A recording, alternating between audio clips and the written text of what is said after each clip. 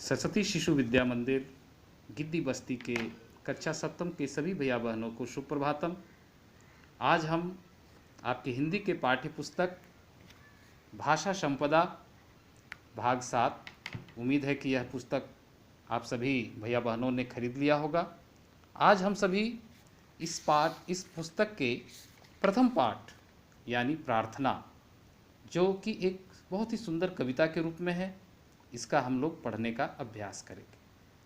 बच्चों, मैंने इस कविता को आपको आपके जो कक्षा के व्हाट्सएप ग्रुप है उसमें भेज दिया था और कहा था कि इसको कम से कम 2 बार पढ़ने का अभ्यास करना है।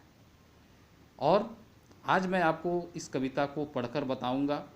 कविता आपने पढ़ा होगा और पढ़कर उसे समझने का प्रयास किया होगा, लेकिन कविता को मैंने आपको पूर्व में भी बताया है कि किसी भी कविता को कहानियों के जैसा नहीं पढ़ना है। कविता ऐसी होनी चाहिए कि जिसको पढ़ने में भी आनंद आए और जिसको सुनने में भी आनंद आए। तो कविता को पढ़ने का अपना एक अंदाज होता है, अपना एक तरीका होता है। आज मैं आपको इस कविता को, इस प्रार्थना को पढ़ के सुनाऊंगा। इससे पहले मैं बता दूं कि यह सुंदर जो कविता है वो सुमित्रा नंदन पंत, आपको बता दें कि सुमित्रा नंदन पंत को महाकवि भी कहा गया है। सुमित्रा नंदन पंत ने एक महान कवि रहे हैं और इनकी बहुत सारी रचनाएं हुई हैं जिनको हम आगे भी पढ़ेंगे। तो आइए हम शुरू करते हैं इस कविता का पाठन।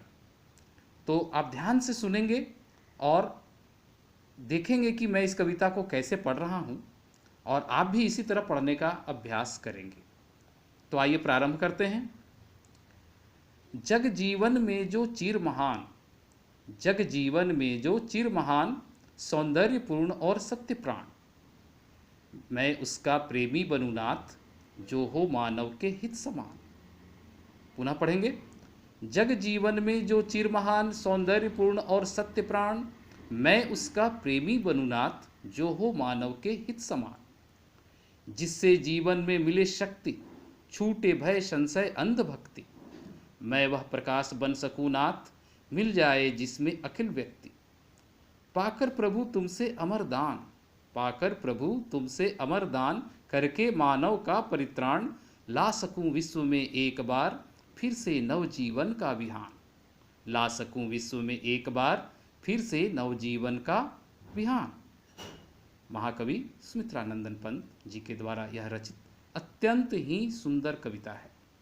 आप इसको एक बार नहीं, 2 बार नहीं, कई बार पढ़ेंगे और जितनी बार पढ़ेंगे आपको उतना ही यह आनंद आएगा। इस कविता के अर्थ भी बहुत ही सुंदर हैं।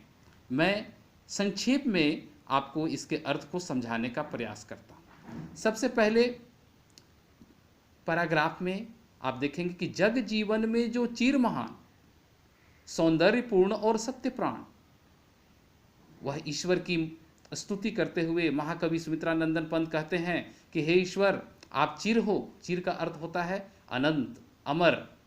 आप चिर हो, आप महान हो, आप अनंत हो, आप महान हो, आप सौंदर्य से युक्त हो और साथ ही साथ आप सत्य से। तो ईश्वर की महिमा बताते हुए वो कहते हैं कि हे प्रभु, आप हमें ऐसा वर दो, मैं उसका प्रेमी बनूं नाथ, जो हो मानव के हित समान। हे प्रभु, आप हमें ऐसा वरदान दो कि मैं उस मानव के जो परोपकारी हो, जो महान हो, जो सत्य के मार्ग पर चलने वाला हो, मैं उसका प्रेमी बनूं। प्रेमी का अर्थ यहाँ पर क्या है? प्रेमी का अर्थ है यहाँ पर उसका अनुयायी बनूं, उसका सखा बनूं, या मैं उसके जैसा बनूं, उसका अनुसरण करूं। तो ईश्वर से वह कामना करता है कि हे प्रभु, आप हमें ऐसे व्यक्ति का सानिध्य प्राप्त करवाएं जो परोपकार से युक्त हो, जो पूरे मानव जाति का कल्याण करता हो। दूसरे पैराग्राफ में हम आते हैं। जिससे जीवन में मिले शक्ति, छूटे भय संशय अंध भक्ति।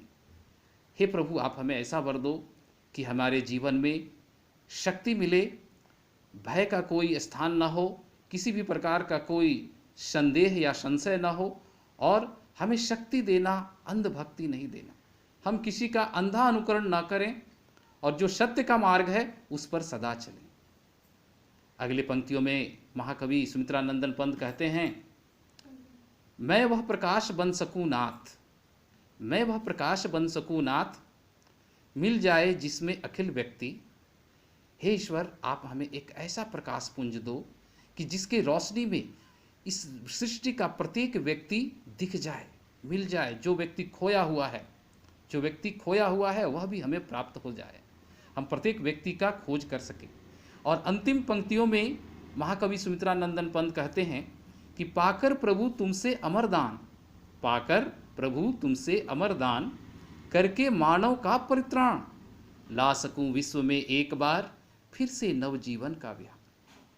हे ईश्वर, यदि आप हमें वरदान देंगे, यदि आप हमें वह ताकत देंगे, यदि आप हमारे अंदर वह प्रकाश का संचार करेंगे, तो हे प्रभु, आपसे यह अमर दान पाकर मैं मानव का कल्याण कर सकूंगा और एक बार पुनः पूरी सृष्टि में, पूरे विश्व में, पूरी दुनिया में एक नए सवेरा का उदय करने में मैं सक्षम हो पाऊंगा।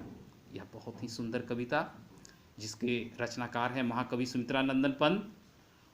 चूँकि यह ऑनलाइन क्लास चल रहा है बच्चों, बहुत सारी बातों को हम लोग ऑनलाइन ही बता पा रहे हैं, यदि समक्ष होते तो और भी बेहतर ढंग से। लेकिन मेरे विचार से जो बातें मैंने आपको समझाई है इस प्रार्थना के बारे में, अगर आप ध्यान से सुनेंगे तो निश्चित रूप से आपको यह समझ में आएगा।